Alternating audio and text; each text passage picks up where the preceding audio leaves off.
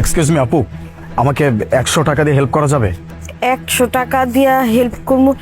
আপনার দেখে তো মনে হইতেছে আপনি ভালো পরিবারের একজন, আপনার কাছে টাকা পয়সা থাকার কথা, আপনি আমার কাছে টাকা চাইতেছেন। আপনি একদম ঠিক ধরছেন। অ্যাকচুয়ালি ব্যাপারটা হয়েছে কি, আমার একটা ইম্পর্টেন্ট মিটিং ছিল আজকে, তো এই জন্য আমি তাড়াহুড়ো করে বের হয়েছি, লেট হয়ে গেছিল। তো বের হওয়ার সময় আমি আমার ওয়ালেটটা ভুলে গেছি।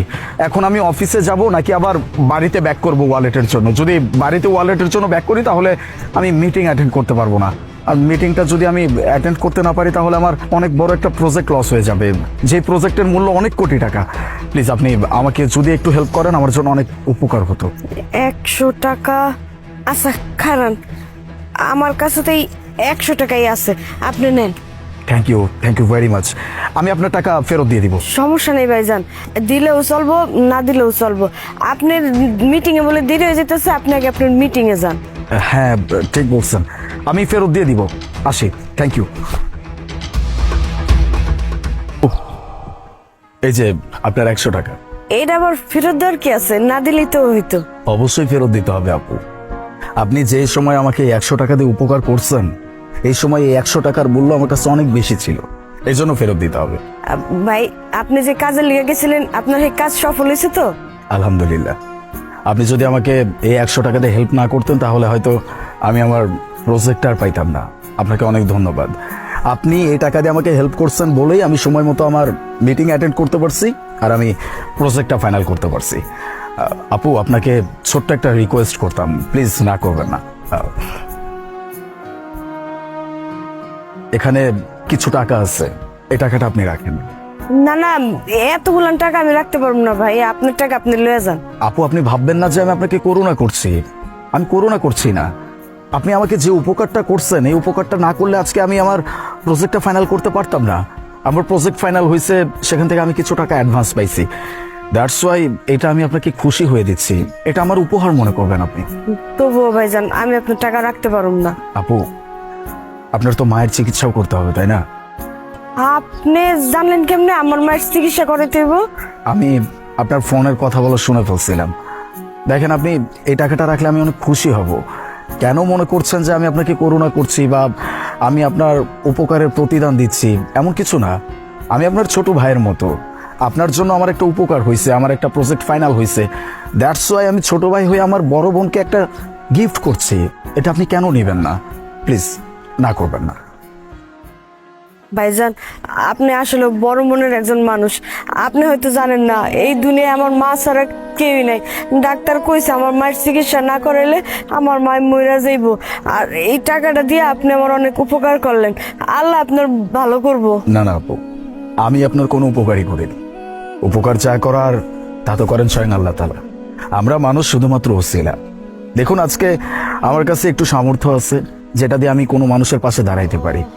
এখন আমার সামর্থ্য থাকা সত্ত্বেও যদি আমি একটা মানুষের পাশে না দাঁড়াইতে পারি তাহলে আমার এই টাকা পয়সা, অর্থ, বিত্ত এসব কিছু দিয়ে আমি কি করব? আমি ছোট্ট সাধারণ একটা ওসিলা হয়ে আপনার সামনে হাজির হয়েছি, আপনার ছোট্ট একটা হেল্প করার ট্রাই করছি। দোয়া রাখবেন যেন আমি এইভাবেই চলতে পারি। আর আপনার কাছেও ছোট্ট আরেকটা রিকোয়েস্ট, আপনি যেই মন মানসিকতা নিয়ে আজও পর্যন্ত চলতেছেন, প্লিজ এমনই থাকবেন। আমি আসি। আসসালামু আলাইকুম।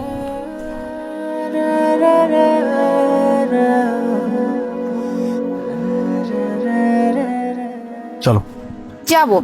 তার আগে তুমি আমাকে এই কথা বলো, তুমি ওই মহিলার কাছ থেকে 100 টাকা কেন নিলা? তোমার কি টাকার কম পড়ছে নাকি আলিফ?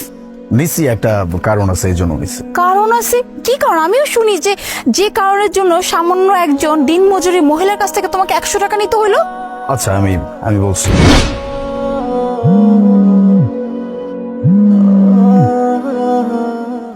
হ্যালো ডাক্তার সাহেব, কোন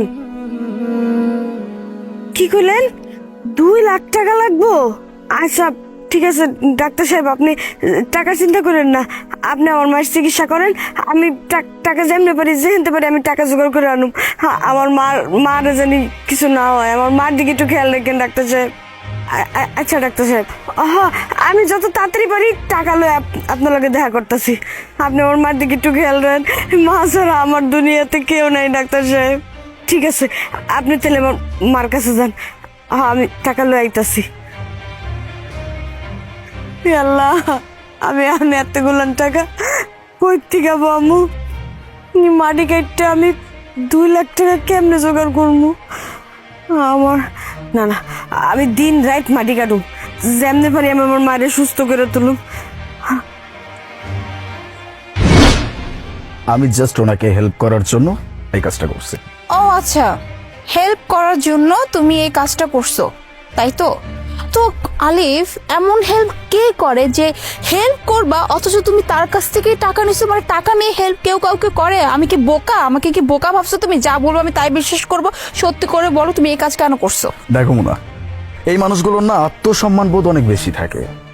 আমি যদি এখন সরাসরি গিয়ে ওনাকে বলতাম যে আপনার মায়ের চিকিৎসার জন্য যে 2 লক্ষ টাকা লাগবে, এটা আমি আপনাকে দিয়ে দিচ্ছি, বিশ্বাস করো উনি আমার টাকা নিত না। এজন্য ভাবলাম যে কি করা যায়। ওনার কাছ থেকে যে আমি 100 টাকা নিচ্ছি না, এখন আমি ওনাকে গিয়ে যদি বলি আপনার এই 100 টাকার জন্য আমার অনেক বড় একটা উপকার হয়ে গেছে, আমি আমার মিটিং অ্যাটেন্ড করতে পারছি, ওখান থেকে অনেক বড় একটা প্রজেক্ট আমি পাইছি, সেখান থেকে মিনিমাম কোটি টাকার ইনকাম আমার হবে, এটার জন্য আমি ছোট ভাই হিসেবে আপনাকে কিছু টাকা গিফট করলাম, প্লিজ না করবেন না। দেখবা উনি সত্যি এই টাকাটা নিবে। আমি শুধুমাত্র এই একটা কারণে ওনার কাছ থেকে টাকা নিচ্ছি। ও আচ্ছা, তাহলে তো তুমি ঠিকই বলছো আলিফ। আসলেই তো এইসব মানুষের সত্যি অনেক আত্মসম্মান অনেক বেশি। আর তুমি এভাবে টাকা দিলে ওই মহিলাটা কখনোই নিত না। যাই হোক, তুমি অনেক ভালো একটা কাজ করছো, আর আমি শুধু শুধু তোমাকে ভুল ভাবছি, সরি। ইটস ওকে, তুমি বুঝতে পারো না, আমাকে বলছো, আমি তোমাকে বুঝাই দিচ্ছি। বাই দ্য ওয়ে, আমাদের তো বেশ কিছুক্ষণ সময় কাটাইতে হবে, কোথাও যাই।